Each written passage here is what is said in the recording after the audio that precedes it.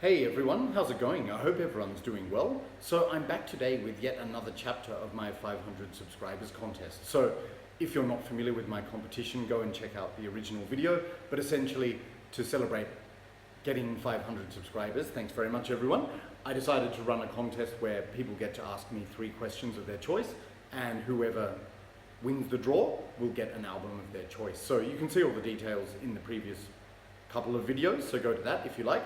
So what I mentioned in the first chapter of this particular series is that I got a lot of questions from people, and it's going to take a long time to answer, especially because some people's questions are very detailed. So what I've decided to do is split it up into several videos, each one not going longer than half an hour or roughly more. So yeah, in the very previous video I've already answered a couple of people's questions, so we're continuing today with people's questions. So as I said before, I'm going to start with people who made video responses. They get the priority. I think that's fair.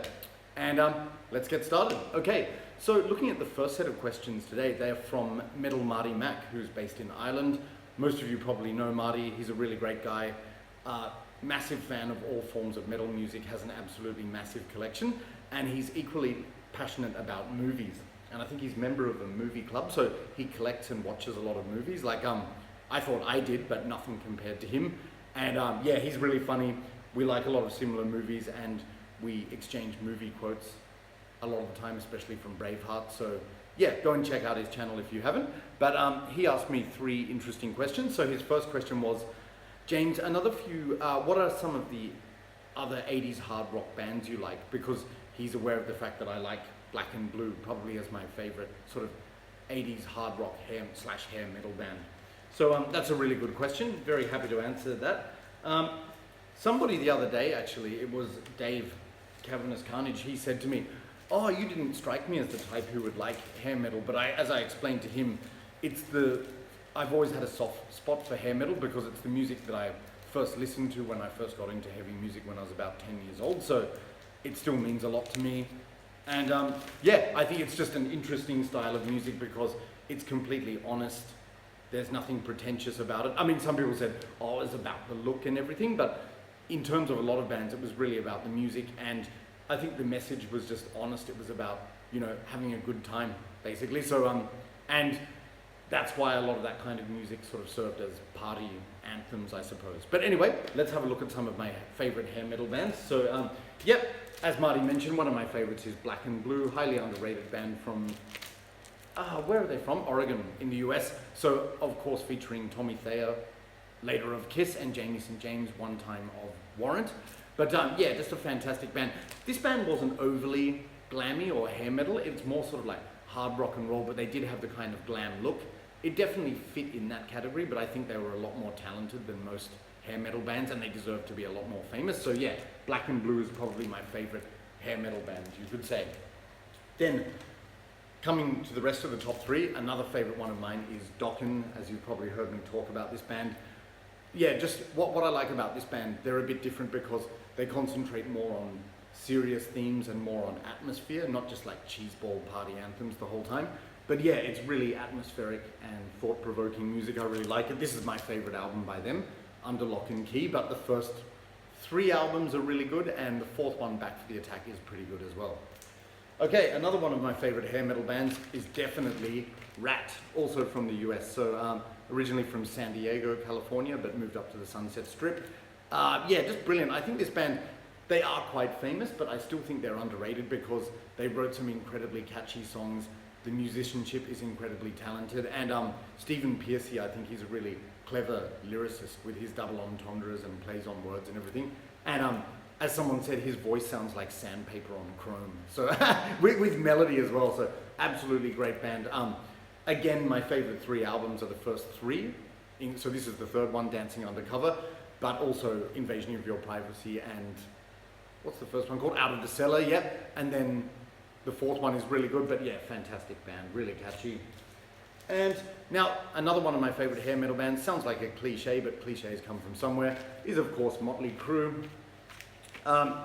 Everyone knows this band, so I don't need to say much, and it may seem like a predictable choice, but this is an important band for me because it was one of the first sort of heavy music bands I listened to back when I was like 10 or 11 years old. Like the first song I heard by them was Dr. Feelgood, and yeah, been a fan ever since. I will say, dare I say it, I think they are a little bit overrated, not just these days, but in general. But having said that, there's no denying that they were very influential in the direction of this music. And for me, I really only like the first 3 albums a lot. The 4th one's pretty weak, and then the one with John Corabi is good. After that, bits and pieces, but for me it's the 80s stuff, particularly the first 3 albums where it's at, so Motley Crue.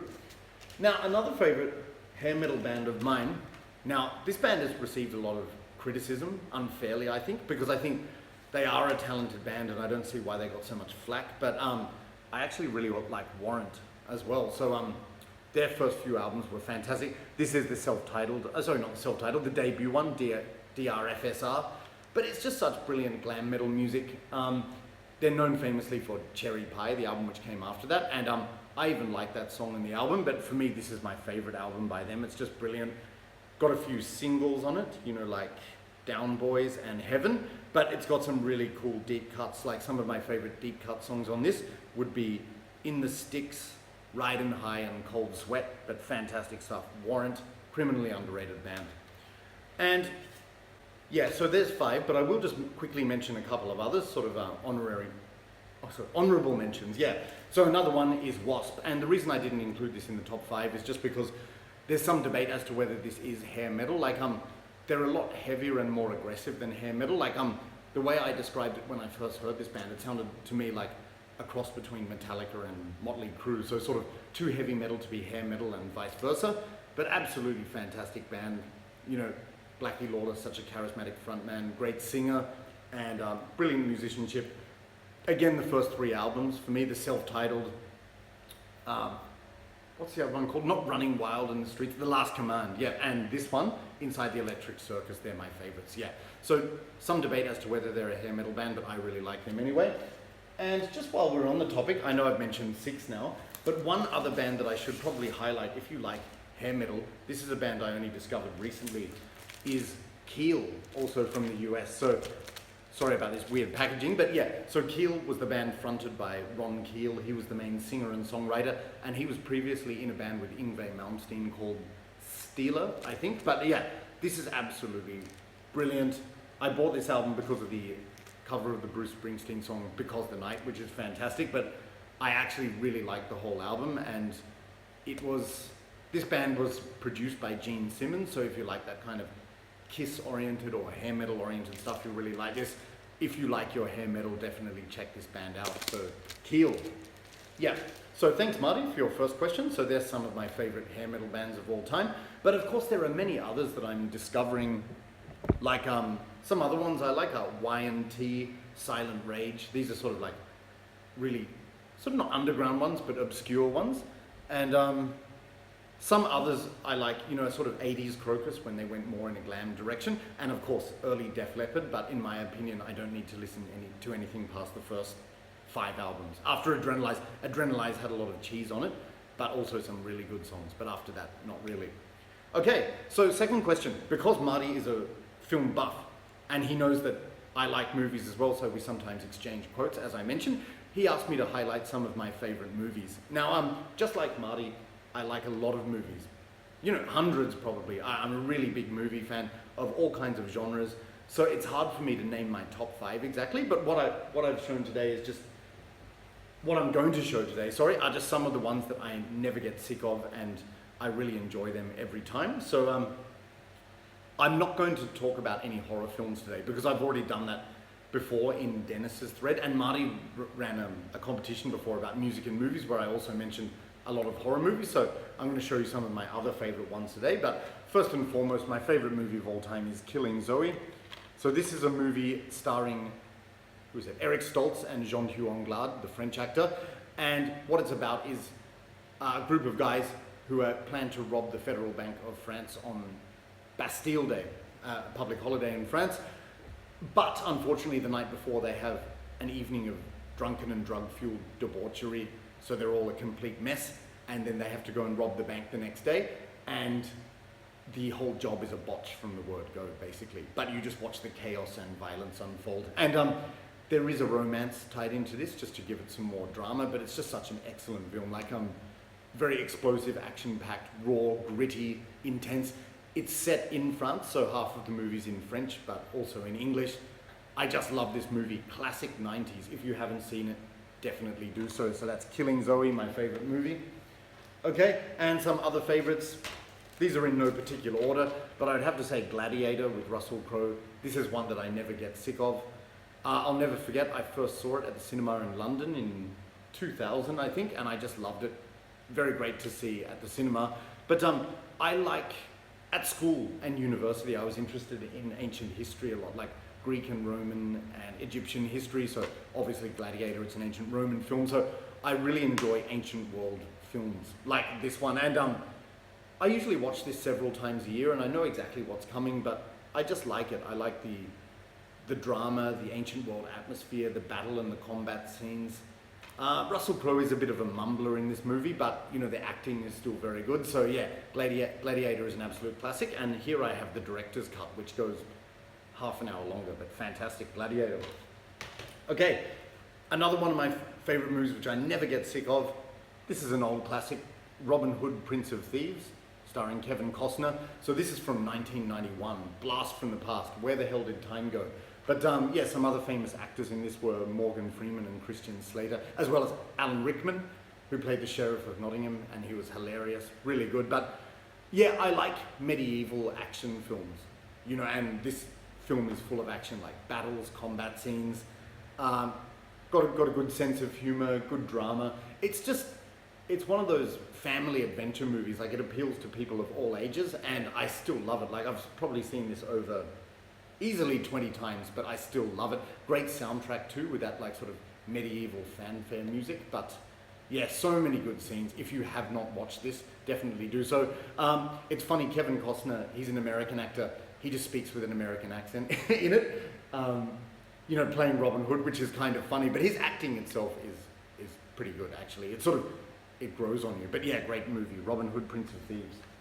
Okay, now I'm talking about two others. How could I not mention this one? Goodfellas, so a Martin Scorsese film starring Ray Liotta, Robert De Niro, and Joe Pesci. You know, talking about, it's based on the life of Henry Hill, who's played by Ray Liotta, and it's talking about his life, career in the mafia, in the New York Italian-American mafia. So talking about, you know, his early beginnings and how his career progressed. But yeah, so many classic scenes in this. It is violent, but I think the winning aspect of this is just the dialogue and the storytelling. It's absolutely brilliant. So many quotable lines, so many funny scenes. Like my favorite scenes in this are the shine box scene. If you know it, you know it. And also the spider getting shot in the foot scene. Yeah, but I mean, so many great one-liners in this. It's fantastic. Now, you see this bootleg cover. There's two women in bikinis on this. I don't know why they're there because they're not even in the movie, but maybe that was to dress up the cover or something, but absolutely brilliant film. I would say this is probably in the top 5 movies, greatest movies of all time, in my opinion. And that shine box scene is probably one of the best scenes ever. So there you go, Goodfellas. Now, another one, this may sound cliched, but I just love this movie and I also can't get sick of it, is Scarface, starring Al Pacino. So talking about the upbringing of a gangster, basically. So he was a political refugee from Cuba, and then he built this criminal empire, and just talking about his rise to power and then his decline. It's a very long movie, like 3 hours, and there's some very dark, disturbing scenes, a lot of violence, but it's just such a watchable movie and I never get sick of it. And I love the film score in this. The movie is so dark, that haunting, repetitive synth, but brilliant film. And I think Al Pacino is such a wonderful, amazing actor. So definitely make sure you watch this if you haven't. So Al Pacino in Scarface. And just a couple of bonus movies, just to make it a bit more lighthearted. Some of my other favorite movies of all time are The Burbs, starring Tom Hanks. You know, classic comedy horror. It always puts me in a good movie, this film. So, sorry, a good mood. Puts me in a good movie, a good mood. And the reason why is because it's just so watchable and likable. It's a hilarious movie, classic 80s. So it's about this strange family living in the street, and the neighbors suspect them of being, you know, Satanists or murderers, or maybe both. But it's brilliant. I just love it. So watched this again the other night, and I can almost quote the whole movie, but I still enjoy it to this day. So Tom Hanks in The Burbs. And one more, I also really like Pirates of the Caribbean, Curse of the Black Pearl. Now, you may be thinking that series was crap. Yes, I agree, parts 2 and 3, they were complete garbage because they were way too over the top and drawn out. But this first chapter, The Curse of the Black Pearl, it's just such a good adventure film. There's some comedy, there's some action, great soundtrack again with the pirate classical music soundtrack. Brilliant acting from Johnny Depp, who based his character allegedly on Keith Richards from the Rolling Stones. Also Jeffrey Rush as Captain Barbossa, Orlando Bloom as Bootstrap Bill, and Keira Knightley. Yeah, she's pretty hot. So yeah, I know, a great actress as well. So yeah, love this movie, and I don't get sick of it either. So Pirates of the Caribbean, The Curse of the Black Pearl. Oh, and Marty also asked, his third question was, what is the metal scene like in Thailand, and are there any big bands? So I think I mentioned this in the previous video when I was answering Kim's question. This is music, but just to recap on that, some of my favorite big bands in Thailand include Surrender of Divinity, which is a black/war metal band, as well as Zygosis. That's another big one. I don't know their music so well, but that's sort of in the same league as Surrender of Divinity. Another Thai band that I really like is Savage Deity, which is sort of death thrash, very influenced by early Morbid Angel. Also Old Skull, which play old school death metal, and in that kind of dry, heavy way, a bit like Dismember. So if you like Dismember, you might like Old Skull. And also Carnivola, which is a band sort of a tribute to Sepultura and Soulfly, but it's death-tinged thrash. So yeah, they're just some of the bands I like. And the metal scene in Thailand is pretty good.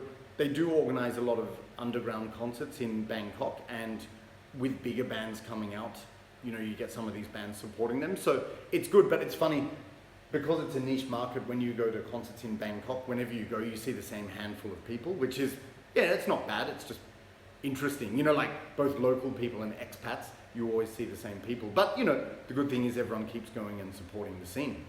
So thanks a lot for your questions, Marty, and his suggestions for the channel were just to keep it going, so thanks very much. All right, now we will move on to the next set of questions. So these are from Scott of No Solution. So Scott's based over in the US. I'm never sure if he's from Illinois or Michigan, because he said he lives between Chicago and Detroit, so somewhere around there. But yeah, Scott is very supportive of my channel, and I love watching his videos because he has a unique style and sense of humor, and it's just entertaining to watch his stuff. So we have some things in common as well. So his first question from Scott, he said, what is the worst negative comment you have ever received on YouTube, from a commenter? Well, as I mentioned before, I haven't really been trolled too badly, thankfully, and I hope it stays that way, but I have had some funny comments from people. Let me just see, I don't know if there's a worst one exactly, but I remember one time one guy wrote, can you speak more slowly please, because English is my second language, and then he wrote in brackets, in quotation marks, you are the bane of my existence, haha, which I don't know if that was a quote from a movie or a song or whatever, but yeah, maybe he meant it half jokingly, but not too bad. Someone else said in a response to my Judas Iscariot video, they typed a comment saying simply, do you consider yourself to be a true black metaler?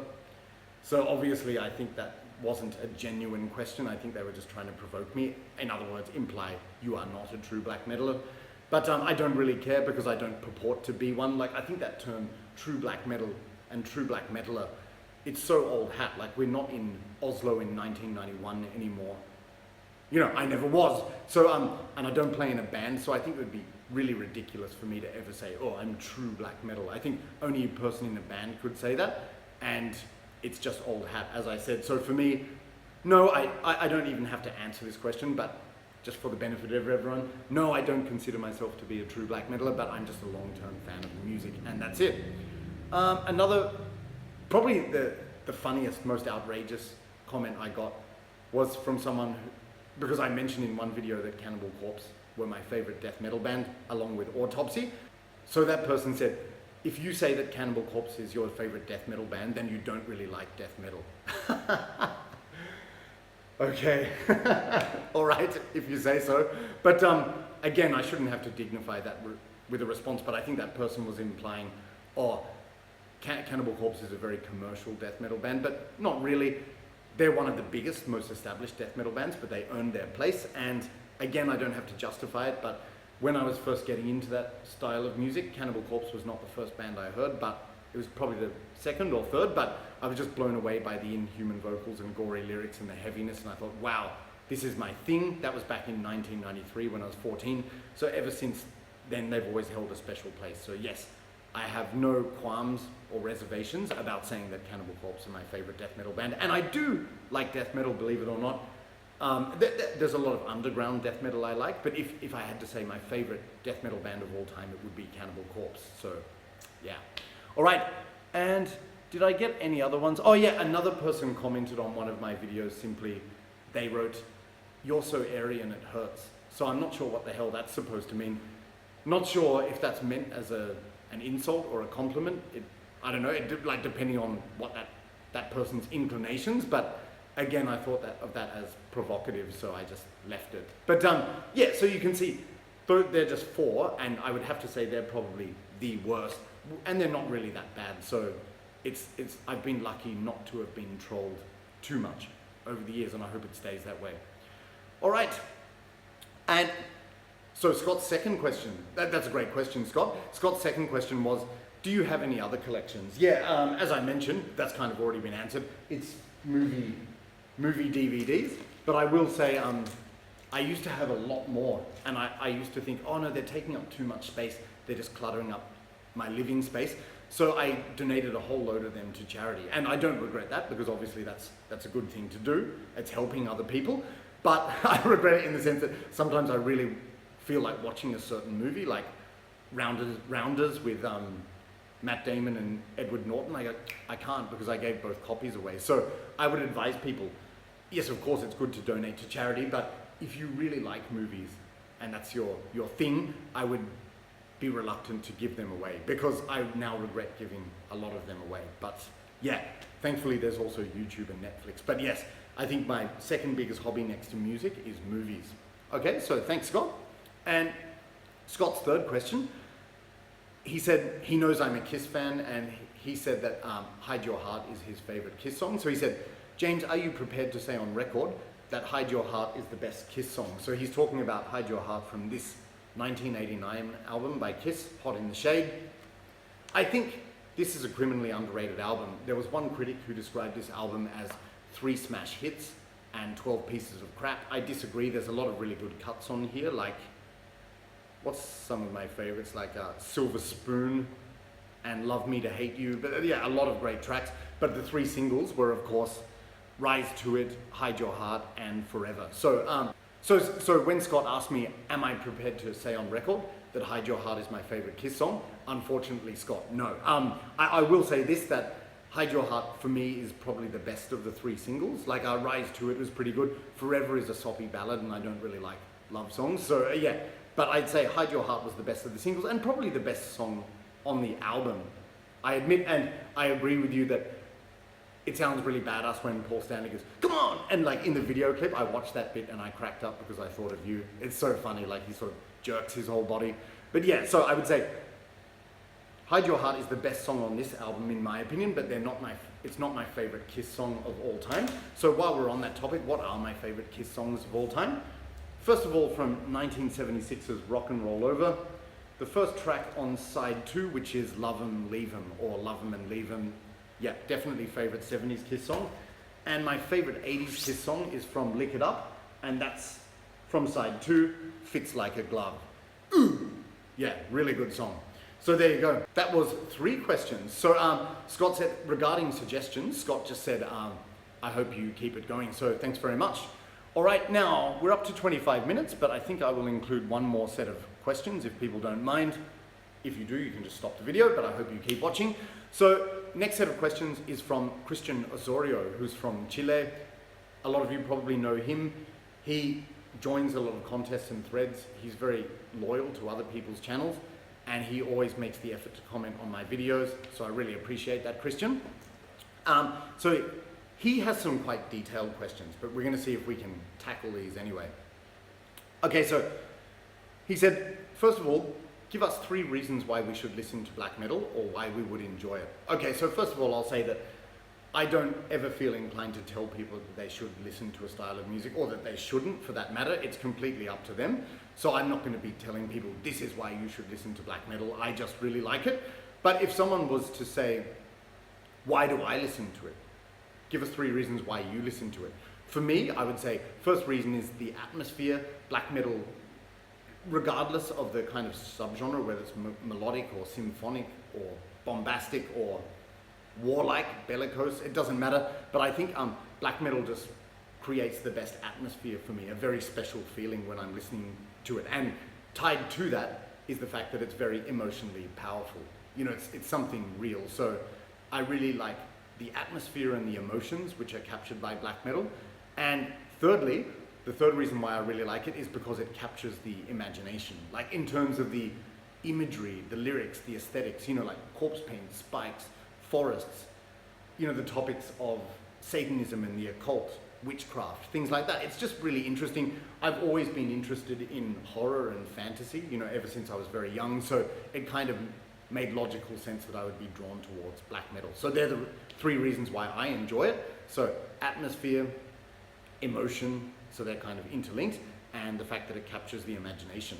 And then he also said, give us 3 reasons why people should avoid black metal. Well, again, I would never tell someone to avoid black metal. It's a lot more mainstream and popular these days. Like in the 90s, you really had to make an effort to find black metal music, like order it through a mail order catalog or go into some hole in the wall obscure shop. At least that's what I did. But these days it's much more out there. So a lot of people know what it is. But 3 reasons. So I'm not saying these, I'm saying these are 3 reasons why some people might not like black metal. And I will say this, that I think black metal is not supposed to be universally liked. It's edgy, it's hateful, it's provocative, and you know, it's anti-establishment. So not everyone is going to like it, and that's the beauty of it, really. But these are 3 reasons why people might not like black metal. So first of all, it's sonically harsh. So unless your ear is trained to this style of music, you might think that it is inaccessible or sounds just like noise if your ear's not trained to it.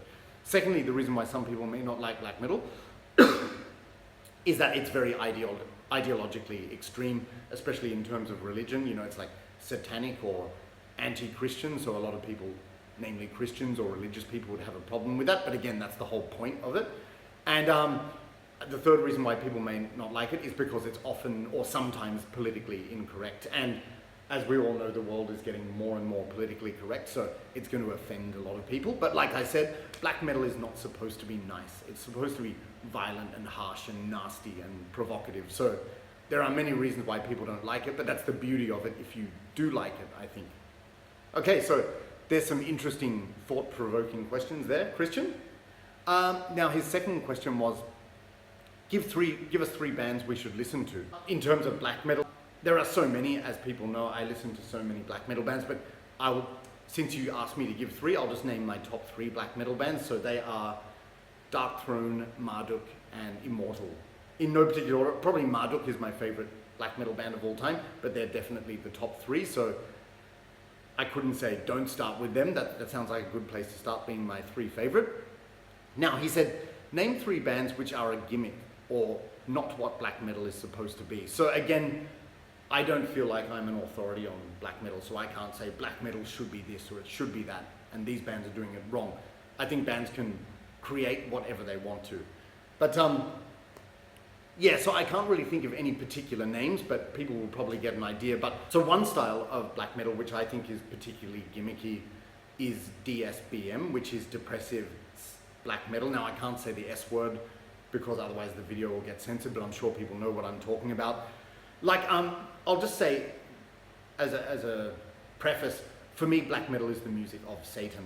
It's about Satanism, the occult, anti-Christianity, reviving pagan traditions, and the dark forces in nature. That's what I think it's about. So I don't think black metal is supposed to be about the S word, but in a sense, black metal can be very depressive. So it's sort of, DSBM musically, I like a lot of it, like because it's building on what Dark Throne and Burzum did, and in that depressive style, which is great. But I think the concept behind DSBM is a bit gimmicky, and in the sense that they're making out that it's cool or appealing, and it's not. And it's very overly destructive. Like probably there are some DSBM bands I like, such as Leviathan and Zasta, but perhaps, you know, the most famous or infamous DSBM band, I won't name the name, you probably know, but they're very outspoken frontman. He's made some very provocative statements over the years, and I just find it a bit gimmicky. I don't want anyone to commit S, but like the fact that he's saying, oh, it's the way to go, which I think is wrong anyway, but also the fact he's saying, oh, I don't do it because I need to be around to promote this style. I think that's very gimmicky. So there you go. But even his particular band, musically it's okay, but I just don't like the concept behind DSBM. And the other type of black metal that I don't listen to is black metal that is overly political. So I think you all know what I'm talking about there. There are some bands I listen to which are infamous for having extreme political opinions, and many of those have sort of refined or changed their opinions, like Graveland, Nocturnal Morden, Goat Moon, Satanic Warmaster. But those bands sing about traditional black metal topics. But what I don't get into at all are these bands who just glorify old fascist and totalitarian regimes. You know, like all the imagery and the cover art, it's all about the uniforms and the banners and the slogans. No, I don't get into that at all. And once again, I think that's missing the point of black metal, because it was originally about, you know, the music of Satan, not politics. I don't see the connection. Musically, yeah, maybe some of it's okay, but I think that's missing the point if it's just the music you like, because with these overtly political NSBM bands, I cannot support what it stands for. I just do not, because I know about history. So some people might say, oh, you hipster, you liberal pussy, you know, you trendy person. No, first of all, I don't think it's pussy to be opposed to fascism, but secondly, they're just convenient labels. Like, it doesn't, I hate this idea that you have to say, oh, get over it, you have to like everything no matter how extreme it is. No, I don't support what it stands for, because, you know, these regimes, you know, the Third Reich, you know, it was responsible for horrendous barbarity and cruelty, like mass slaughter, mass torture, oppression of freedom. I don't stand for the glorification of that. So I just don't get into it. Now, I don't want to piss a lot of people off. I'll probably set the internet world afire with people calling me hipster and liberal trendy and pussy and things like that. But all I'll say is this: you do you. If you like listening to that, that's up to you. So I'm not telling people what to listen to. I'm not even telling people not to listen to that, but it's just not for me. Again, because I think it's missing the point of what it's about. So yes, DSBM and NSBM I don't get into much, although DSBM does have some good bands musically, like Zasta being a great one. All right, and Christian's next question was, what are 3 shows or bands you would like to see in another country? Again, so many. I did mention some in response to Mark. So I also talked about some Greek bands that I would like to see in Greece, but I suppose to name some others off the top of my head, I would like to see Satyricon in Norway, which is where they're from, because I always feel that that band has such a Norwegian atmosphere, and to see them, you know, in the heart of where it all began, their home country, I think that would be a brilliant atmosphere. Also, I know they've disbanded, but Cathedral, the doom metal band, to me they're just so English in character, and I think I would love to see a Cathedral gig, perhaps in a forest in Midlands, England. I think that would be awesome, but chances of that happening are very slim since they've disbanded. And another band I would like to see is Hecate Enthroned in the UK, in their native UK, again because I feel that their music sounds so hauntingly British, and I think to see that music performed in that environment, it would be fantastic. Okay, and believe it or not, Christian had yet another question about traveling in Thailand. So he said, what are some places in Thailand you would recommend to go? Okay, there are so many, but first and foremost, I would recommend Bangkok, the capital city. It does have an infamous reputation of being a concrete jungle and very busy, but seriously, it's very vibrant, it's full of life, great nightlife, great music, great cuisine, markets, temples, full of culture, something for everyone. So you must see Bangkok if you go to Thailand. Some other places I like are the northern cities of Chiang Mai and Chiang Rai. because they're up in the mountains, they're very close to nature, and you can visit hill tribe villages up there, so it's a lot of nature, although those areas are prone to flooding and air pollution, but it's worth going when everything's okay. Also, some of the beach and island type places, I think Ko Chang would be another one, which is just because it almost reminds me of Treasure Island, something like that, in terms of just this remote tropical atmosphere. The same with the island Koh Lanta. Also, the city of Hua Hin, which is a seaside town, and around there you have a lot of national parks like Samrayot and places like that. So that's sort of like the mid-south coast, you could say, is Hua Hin and Prachuap Khiri Khan. And also another really interesting place to visit is Ayutthaya, which is the former ancient capital city of Thailand, about an hour and a half's drive from Bangkok, but that's just a city of ancient temples. So like, yeah, awesome. Like you just walk around, there's temples as far as the eye can see, and it's just this ancient city which is still there in the flesh, literally. And another interesting place is Kanchanaburi, which is just near the border of Burma, or Myanmar as it's now known, and that's where the bridge over River Kwai is, which, you know, is what the, you know, it has a grueling history, but it's a very nice town in terms of the fact that it's a countryside town, it's on the river, and it's very traditionally Thai. And Christian also asked, what are some tourist traps to avoid in Thailand? Well, I don't want to get sued by any tourism authority boards or anything like that, but I just will say this. There are some places which are not for me, but having said that, they're still really popular with a lot of other people. But two places that I don't like, just because they're so touristy and kitschy and a bit cheesy, for me, are Phuket and Koh Samui. So you've probably all heard of those. They're very famous holiday resorts. And for me, yeah, it's not real Thailand at all. It's just like they're places built for tourism. Although in Phuket and Koh Samui, when you go outside the tourist areas, there's a lot of nice nature. But for me, I think some of the aforementioned places I went to are so much better. But then again, what the hell do I know? Because in Phuket and Koh Samui, thousands of tourists flock to those places every year, but not me. All right, so Christian, regarding his suggestions for the channel, he just said keep it going. So thanks very much. So there you go, guys. This video has been a bit longer, 40 minutes, but I've got through 3 people's sets of questions. And again, some of those questions were very detailed. So remember, as always, if you disagree with any of my opinions, that's fine. Let's agree to disagree. You do you.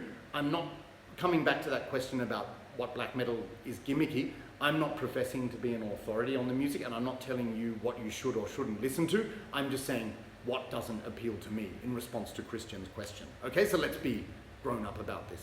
Okay, and if you're going to write some provocative comments, please don't bother. Scott, I may have a new one for you, I hope not. All right, so thanks a lot, guys. So I'll be back in the next video to answer the next set of video questions, and then we'll start getting into commenters' questions as well. So this series may draw out into 4 episodes. We'll see, but I'll try my best to get them done as soon as possible. So thanks a lot, guys. I won't go on any longer. Thanks a lot for watching. Thanks for your support of the channel, and I hope you enjoyed my answers. I'll be back soon with the next set of answers, but if you would like me to do something different for the next video, tell me. What do you want to see? Another questionnaire or another normal music video? Let me know. All right, so in the meantime, take care, and I'll talk to you soon. Cheers.